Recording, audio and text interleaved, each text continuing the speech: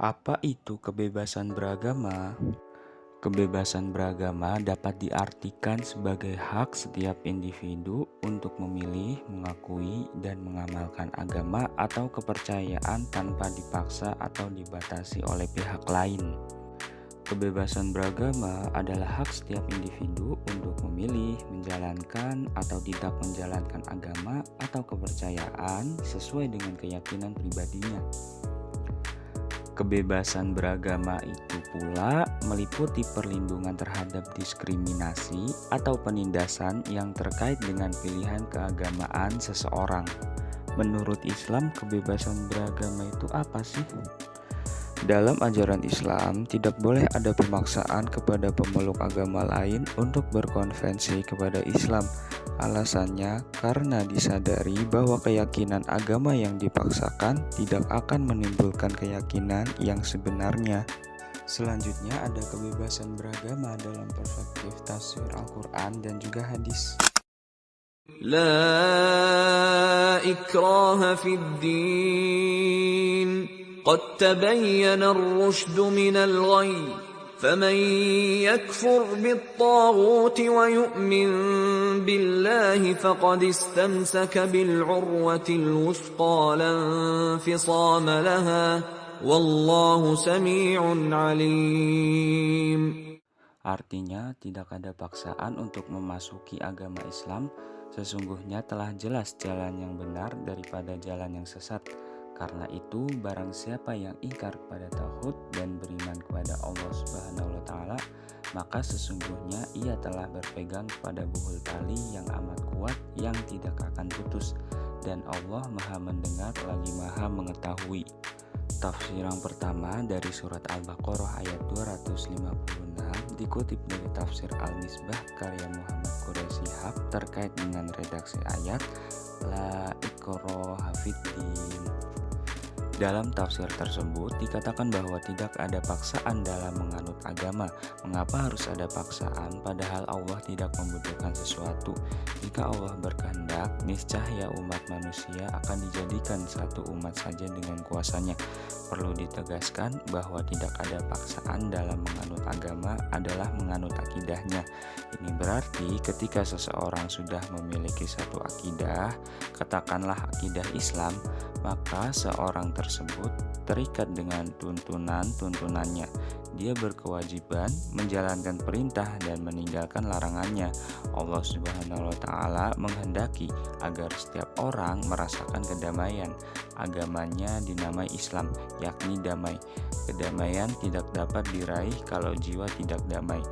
Seseorang ketika mengalami suatu pemaksaan dalam melakukan sesuatu atau menganut suatu ajaran, biasanya akan mengalami suatu ketidaknyamanan atau tidak ada ketenangan dalam melakukannya karena dilandasi dengan terpaksa, sehingga dalam menjalani ajarannya dengan setengah-setengah.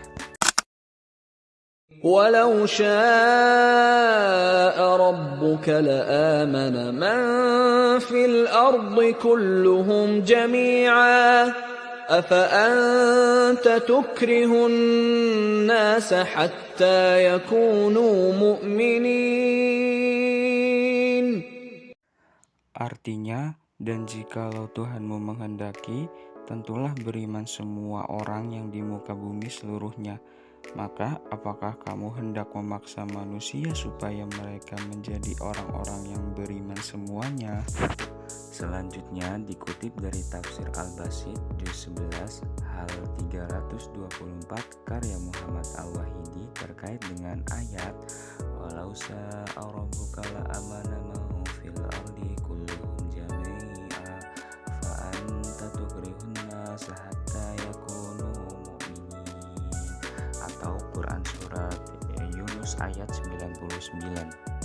Ayat ini juga berkaitan dengan Abu Thalib. Nabi Muhammad sangat menginginkan keislaman paman tercintanya ini yang selama hidupnya senantiasa berusaha melindungi Nabi Muhammad dari orang-orang yang ingin mencelakainya. Hanya saja Allah tidak menghendaki demikian. Alhasil sampai akhir hayatnya Abu Thalib tidak pernah mengucapkan 2 kalimat syahadat dan ini membuat Nabi Muhammad sangat sedih. Tetapi apakah kamu hendak memaksa manusia agar mereka menjadi orang-orang yang beriman? Artinya Nabi Muhammad tidak berhak memaksa seseorang untuk beriman. Hak itu milik Allah semata. Hal ini karena keimanan bagian dari perbuatan seorang hamba dan perbuatan hamba berada dalam kekuasaan Allah. Meski demikian, perbuatan hamba tidak bisa terrealisasi sebelum hamba itu memilih.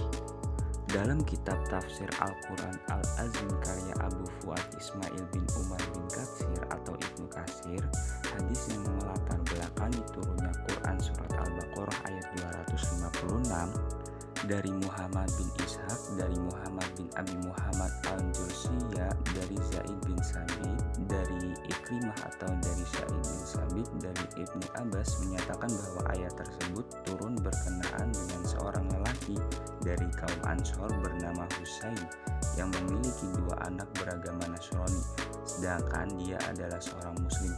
Kemudian hal tersebut dilaporkan kepada Nabi SAW ketika Husain memaksa kedua anaknya untuk berpindah agama, namun mereka menolak.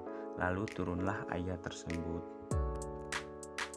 Ibnu Jarir berkata, menceritakan kepada kami Ibnu Bashar bin Abi Adi dari Syaibah, dari Abi Bashar, dari Sa'id bin Jubair, dari Ibnu Abbas mengatakan, ada seorang wanita yang selalu menghadapi kematian anaknya.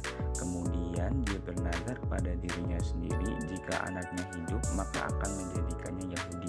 Ketika Islam datang dan kaum Yahudi Bani Nadir diusir dari Madinah karena pengkhianatannya, ternyata anak tersebut dan beberapa anak lainnya yang sudah termasuk keluarga Ansor terdapat sama-sama kaum Yahudi. Berkatalah kaum Ansor, jangan biarkan anak-anak kita bersama mereka. Kemudian Allah Subhanahu wa Ta'ala menurunkan ayat tersebut. Sangat mudah bagi Allah Subhanahu wa Ta'ala untuk menjadikan semuanya seragam. Namun tidak untuk itu manusia diciptakan. Manusia diciptakan dengan beragam suku latar belakang yang berbeda, bukan hal lain